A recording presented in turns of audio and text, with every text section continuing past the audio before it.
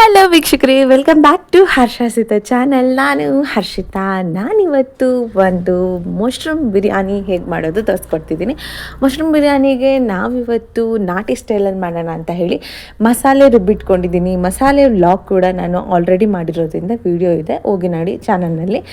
Almost ready ಇದೆ. ಎಣ್ಣೆ, mushroom ಹಾಗೂ ಮೆಂತ್ಯ ಸೊಪ್ಪು, ಈರುಳ್ಳಿ, ಪಲಾವ್ ಎಲೆಗಳು ಮತ್ತು ಚಕ್ಕೆ, ಲವಂಗ ಹಾಗೂ ಅನಾನಸ್ ಹೂವು, ಕರ್ಬೇವಿನ ಸೊಪ್ಪು, ಟೊಮೊಟೊ, ಕ್ಯಾಪ್ಸಿಕಮ್ಮು, ಆಲೂಗೆಡ್ಡೆ ಇವಿಷ್ಟು ರೆಡಿಯಾಗಿದೆ. ಜೊತೆಗೆ ಅವರೆಕಾಳು ಕೂಡ ಸೀಸನ್ ಇರೋದ್ರಿಂದ ಅವರೆಕಾಳನ್ನು ಕೂಡ ಹಾಕಿ ಮಾಡೋಣ ಅಂತ ಹೇಳಿ ನಾಟಿ ಸ್ಟೈಲ್, ಹಳ್ಳಿ ಸ್ಟೈಲಲ್ಲಿ ನಮ್ಮ ಹಳ್ಳಿ ಮನೆ ಅಂದರೆ ನನ್ನ ತವರ ಮನೆಯಲ್ಲಿ ಸ್ಟಾರ್ಟ್ ಮಾಡ್ತಾಯಿದ್ವಿ.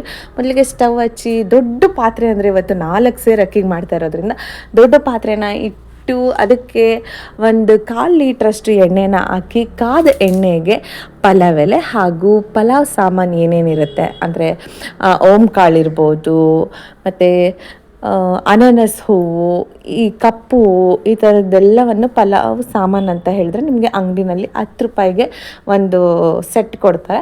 ಅದನ್ನು ನಾವಿಲ್ಲಿ ಹಾಕಿದ್ದೀವಿ ಅಂತ ಹೇಳ್ಬೋದು ಇವತ್ತಿಗೆ.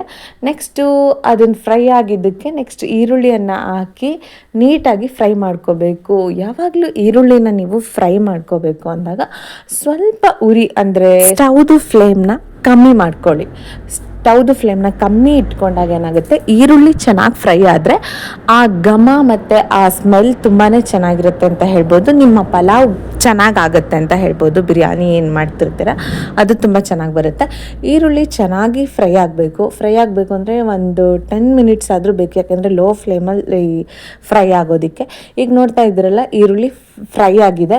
ನೆಕ್ಸ್ಟ್ ನಾವಿಲ್ಲಿ ಅವರೆಕಾಯಿನ ಆ್ಯಡ್ ಮಾಡ್ತಾ ಇದ್ದೀವಿ. ಸೀಸನಲ್ಲಿ ಇರೋದ್ರಿಂದ ಅವರೆಕಾಯಿ ಸಿಗುತ್ತೆ, ಹಾಗಾಗಿ ಅವರೆಕಾಯಿನ ಆ್ಯಡ್ ಮಾಡ್ತಾ ಇದ್ದೀವಿ. ಮುಂಚೆನೇ ಕಾಳುಗಳೆಲ್ಲ ಸುಲಿದಿಟ್ಕೊಂಡು ನೆನೆಸಿ ಇಟ್ಕೊಂಡಿರೋದ್ರಿಂದ ಚೆನ್ನಾಗಿ ಬರುತ್ತೆ ಪಲಾವ್ ಅಂತ ಹೇಳಿ ಅವರೆಕಾಳನ್ನ ಆ್ಯಡ್ ಮಾಡಿ ಚೆನ್ನಾಗಿ ಗಮ್ ಅಂತ ಮಾಡೋದ್ರಿಂದ, ಸೊಗಡಿರೋ ಕಾಯಿ ಹಳ್ಳಿ ಕಡೆ ಸಿಗೋದ್ರಿಂದ ಕೂಡ ತುಂಬ ಅದು ಫ್ರಾಗ್ರೆನ್ಸ್ ಕೂಡ ಕೊಡುತ್ತೆ, ಟೇಸ್ಟ್ ಕೂಡ ಜಾಸ್ತಿ ಇರುತ್ತೆ ಅಂತ ಹೇಳ್ಬೋದು. ಸೊಗಡಿರೋ ಕಾಯಿ ಸಿಕ್ಕಿತ್ತು, ತುಂಬಾ ಚೆನ್ನಾಗಾಗುತ್ತೆ ಅಂತ ಹೇಳಿ ಮಾಡ್ತಾ ಇರೋದು. UKನೇ ನನ್ನ ತಂಗಿ, ನೀವು ನೋಡಿರ್ಬೋದು, ಸುಮಾರು ವೀಡಿಯೋಸಲ್ಲಿ ಕಾಣಿಸ್ಕೊಂಡಿರ್ತಾಳೆ ಅಂತ ಹೇಳ್ಬೋದು. ಈಕೆ ಕೂಡ ನನ್ನ ಚಾನಲ್ಗೆ ಸಪೋರ್ಟ್ ಮಾಡ್ತಿರ್ತಾಳೆ. ಆವಾಗವಾಗ ನನಗೆ ವೀಡಿಯೋಸ್ ಮಾಡ್ಕೊಳ್ಳೋದಕ್ಕೆ ಅಥವಾ ಮತ್ತೊಂದಕ್ಕೆ ತುಂಬಾ ಹೆಲ್ಪ್ ಮಾಡ್ತಾಳೆ. ನೆಕ್ಸ್ಟು ನಾನಿಲ್ಲಿ ಆಲೂಗೆಡ್ಡೆ ಹಾಗೆ ಮೆಂತ್ಯ ಸೊಪ್ಪನ್ನು ಕೂಡ ಆ್ಯಡ್ ಮಾಡ್ಕೊಂಡಿದ್ದೀನಿ. ಈ ಎರಡೂ ಕೂಡ ಚೆನ್ನಾಗಿ ಫ್ರೈ ಮಾಡ್ಕೋಬೇಕು. ಚೆನ್ನಾಗಿ ತರಕಾರಿಗಳು ಫ್ರೈ ಆದರೆ 1 to 1 ಬೇಗ ಅಡುಗೆ ಆಗುತ್ತೆ, ಜೊತೆಗೆ ಟೇಸ್ಟ್ ಕೂಡ ಚೆನ್ನಾಗಿ ಬರುತ್ತೆ ಅಂತ ಹೇಳ್ಬೋದು. ನೀಟಾಗಿ ಇದನ್ನು ಕೂಡ ಲೋ ಫ್ಲೇಮಲ್ಲೇ ಬಾಡಿಸ್ಕೋಬೇಕು. ಮೆಂತ್ಯ ಸೊಪ್ಪಿನ ಕಹಿ ಅಂಶ ಏನಿರುತ್ತೆ ಅದು ಹೋಗಬೇಕು ಅಂತಲೇ ಹೇಳ್ತಾರೆ. ನೆಕ್ಸ್ಟು ಮಶ್ರೂಮ್ನ ಕೂಡ ನಾವಿಲ್ಲಿ ಆ್ಯಡ್ ಮಾಡ್ತಿದ್ದೀವಿ. ನೋಡ್ತಿದ್ದೀರಲ್ಲ ವೀಕ್ಷಕರೇ, ಆಲ್ಮೋಸ್ಟ್ ನಾವು 6 ಪ್ಯಾಕಷ್ಟು ಮಶ್ರೂಮ್ನ ತೊಗೊಂಡಿದ್ವಿ ಅಂತ ಹೇಳ್ಬೋದು.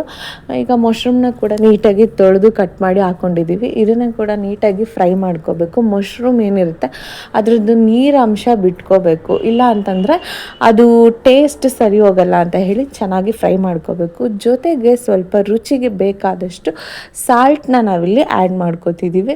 ನಿಮಗೆ ರುಚಿಗೆ ಎಷ್ಟು ಸಾಲ್ಟ್ ಬೇಕೋ ಅಷ್ಟನ್ನು ಆ್ಯಡ್ ಮಾಡ್ಕೊಳ್ಳಿ. ಅದಾದಮೇಲೆ ನೋಡ್ತಾ ಇದ್ರಲ್ಲ, ನೀಟಾಗಿ ಫ್ರೈ ಮಾಡ್ಕೋತಿದ್ದೀವಿ. ಇವತ್ತು ಕ್ರಿಸ್ಮಸ್, ನಾವು ನಿನ್ನೆ ತಾನೇ ಸ್ಕೂಲ್ ಮುಗಿದ ಮೇಲೆ ಬ್ಯಾಂಗ್ಳೂರಿಂದ ಇಲ್ಲಿಗೆ ಬಂದಿದ್ವಿ. ಜೊತೆಗೆ ನಮ್ಮ ಎದುರುಗಡೆ ಮನೆ ಕಸಿನ್ ಸಿಸ್ಟರ್ ಅವ್ರ ಮಗಳು ಕೂಡ ಬಂದಿದ್ದರು. ಎಲ್ಲರೂ ಕೂಡ ಕ್ಯೂರಿಯಸ್ ಆಗಿ ಈ ಮಶ್ರೂಮ್ ಪಲಾವ್ನ ನೋಡ್ತಾ ಇದ್ದಾರೆ. ಯಾಕೆಂದರೆ ಚಳಿ ಬೇರೆ, ಬೆಳಗ್ಗೆನೇ ಆಚೆ ಬಿಡೋಕ್ಕಾಗಲ್ಲ ಅಂತ ಹೇಳಿ ಮಕ್ಕಳನ್ನೆಲ್ಲ ಒಳಗಡೆ ಕೂರಿಸ್ಕೊಂಡಿದ್ವಿ. ಅವರು ಕೂಡ ಇಂಟ್ರೆಸ್ಟಿಂಗ್ ಆಗಿ ಪಲಾವ್ ಮಾಡೋದನ್ನು ತುಂಬ ಚೆನ್ನಾಗಿ ನೋಡ್ತಾ ಇದ್ರು. ನೆಕ್ಸ್ಟ್ ಸ್ವಲ್ಪ ಹೊತ್ತು ಇದನ್ನು ಮುಚ್ಚಿ ಇಟ್ವಿ. ಅದಾದಮೇಲೆ ಮಶ್ರೂಮ್ ನೀರು ಬಿಟ್ಕೊಂಡಿತ್ತು. ನಂತರ ನಾವಿಲ್ಲಿ ಟೊಮೊಟೊ ಹಾಗೂ ಕ್ಯಾಪ್ಸಿಕಮ್ನ ಕೂಡ ಹಾಕಿ ನೀಟಾಗಿ ಮಿಕ್ಸಪ್ ಮಾಡ್ಕೋತಿದ್ವಿ. ಟೊಮೊಟೊ ಮತ್ತು ಕ್ಯಾಪ್ಸಿಕಮ್ನ ಆದಷ್ಟು ಅಡುಗೆಗಳಿಗೆ ನಿಧಾನವಾಗಿ ಅಂದರೆ ಲೇಟಾಗಿ ಹಾಕೋದ್ರಿಂದ ಏನಾಗುತ್ತೆ, ಅದು ತುಂಬ ಬೇಗ ಬೆಂದು ಹೋಗ್ಬಿಡುತ್ತೆ. ಹಾಗಾಗಿ ಅದು ಸ್ವಲ್ಪ ನಿಧಾನಕ್ಕೆ ಹಾಕೋದ್ರಿಂದ ಅದರ ಫ್ರಾಗ್ರೆನ್ಸ್ ನಿಮಗೆ ಕೊನೆವರೆಗೂ ಉಳ್ಕೊಳ್ಳುತ್ತೆ ಅಂತ ಹೇಳ್ಬೋದು. ಹಾಗೆ ಆಲ್ರೆಡಿ ರುಬ್ಬಿಟ್ಕೊಂಡಿದ್ದಂಥ ಮಸಾಲೆನ ಕೂಡ ನಾವಿವಾಗ ಆ್ಯಡ್ ಮಾಡಿದ್ದೀವಿ. ಮಸಾಲೆನ ಆ್ಯಡ್ ಮಾಡಿ ಚೆನ್ನಾಗಿ ತಿರುಗ್ಕೊಂಡು ಮಸಾಲೆ ಏನು ನೀರು ಬಂದಿರುತ್ತೆ ಅದನ್ನು ಕೂಡ ನಾವಿಲ್ಲಿ ಆ್ಯಡ್ ಮಾಡ್ಕೋತಿದ್ದೀವಿ. ನಿಮಗೆ ಅಕ್ಕಿ ಎಷ್ಟು ಹಾಕ್ತೀರಾ ಅನ್ನೋದ್ರ ಅಳತೆ ಮೇಲೆ ನೀರನ್ನ ಹಾಕ್ಕೊಳ್ಳಿ. ಎಕ್ಸ್ಟ್ರಾ ನೀರು ಜಾಸ್ತಿ ಹಾಕ್ಕೊಂಡ್ರೆ ಅನ್ನ ಮುದ್ದೆ ಆಗೋ ಚಾನ್ಸಸ್ ಇರುತ್ತೆ. ನೋಡ್ತಾ ಇದ್ರಲ್ಲ ನನ್ನ ಮಕ್ಕಳು ಬುಕುಂ ಆಟ ಆಡ್ತಿದ್ದಾರೆ. ಇದೊಂದು ರೀತಿ ಇವ್ರದ್ದು ಟೈಮ್ ಪಾಸ್ ಆಟ ಅಂತ ಹೇಳ್ಬೋದು. ಮಕ್ಳಿಗೆ ಮನೇಲಿದ್ರೆ ಇದೆಲ್ಲ ನಡೀತಿರುತ್ತೆ. ಹಾಗೆ ಜೊತೆಗೆ ಸ್ವಲ್ಪ ಅರಿಶಿನ ಪುಡಿ ಮತ್ತು ಗರಂ ಮಸಾಲೆಯನ್ನು ಕೂಡ ನಾವಿಲ್ಲಿ ಆ್ಯಡ್ ಮಾಡ್ಕೋತಿದ್ದೀವಿ. ನಿಮಗೂ ಬೇಕು ಅಂದರೆ ಗರಂ ಮಸಾಲವನ್ನು ಆ್ಯಡ್ ಮಾಡ್ಕೊಳ್ಳಿ, ಟೇಸ್ಟ್ ಕೊಡುತ್ತೆ ಅಂತ ಹೇಳ್ಬೋದು. ಹಾಗೆ ನೆಕ್ಸ್ಟ್ ಇದನ್ನು ಸ್ವಲ್ಪ ಹೊತ್ತು ಚೆನ್ನಾಗಿ ಕುದಿಯೋಕೆ ಇಡಬೇಕು. ಕುದ್ದ ನಂತರ ನೀರು ಹಾಕೋಬೇಕು.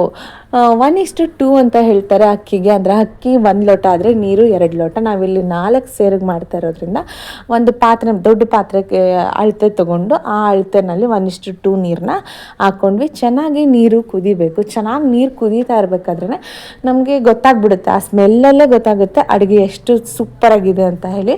ಬೇಕಾದಷ್ಟು ರುಚಿ ನೋಡಿ, ಏನಾದರೂ ರುಚಿ ಎಕ್ಸ್ಟ್ರಾ ಬೇಕು ಅಂದರೆ ಸಾಲ್ಟ್ನ ಆ್ಯಡ್ ಮಾಡ್ಕೊಳ್ಳಿ. ಇಲ್ಲ ಅಂದರೆ ಅಕ್ಕಿ ಆಲ್ರೆಡಿ ನೆನೆಸಿ ತೊಳೆದು ಇಟ್ಕೊಂಡಿದ್ದಂಥ ಅಕ್ಕಿನ ನಾವಿಲ್ಲಿ ಆ್ಯಡ್ ಮಾಡ್ಕೊಂಡ್ವಿ. ಆ್ಯಡ್ ಮಾಡಿಕೊಂಡು ಚೆನ್ನಾಗಿ ತಿರುಗಬೇಕು. ಚೆನ್ನಾಗಿ ತಿರುಗ್ತಾ ಇದ್ದರೆ ಅಡುಗೆ ಆಗುತ್ತೆ, ಅಂದರೆ ಅನ್ನ ಆಗುತ್ತೆ. ಅನ್ನ ಬೆಂದ ನಂತರ ಅದನ್ನು ನೀಟಾಗಿ ತಿರುಗಬೇಕು ಪೂರ್ತಿ ಮೇಲೆ ಕೆಳಗೆ. ಯಾಕೆ ಅಂತಂದರೆ ಪ್ರತಿ ಅಗ್ಲಿಗೂ ಕೂಡ ಮಸಾಲೆ ಹಿಡಿಬೇಕು ಅಂತ ಹೇಳಿ ನಾವು ಎಲ್ಲರೂ ಕೂಡ ತಿಂದು ಇದನ್ನು ಖುಷಿ ಪಟ್ವಿ. ಟೇಸ್ಟ್ ಅಂತೂ ಸೂಪರಾಗಿತ್ತು. ನಿಮಗೂ ಏನಾದರೂ ವಿಡಿಯೋ ಇಷ್ಟ ಆಗಿತ್ತು ಅಂದರೆ ಲೈಕ್ ಮಾಡಿ, ಶೇರ್ ಮಾಡಿ, ಸಬ್ಸ್ಕ್ರೈಬ್ ಮಾಡಿ, ಕಮೆಂಟ್ ಮಾಡಿ ತಿಳಿಸಿ ಅಂತ ಹೇಳ್ತಾ ಥ್ಯಾಂಕ್ ಯು.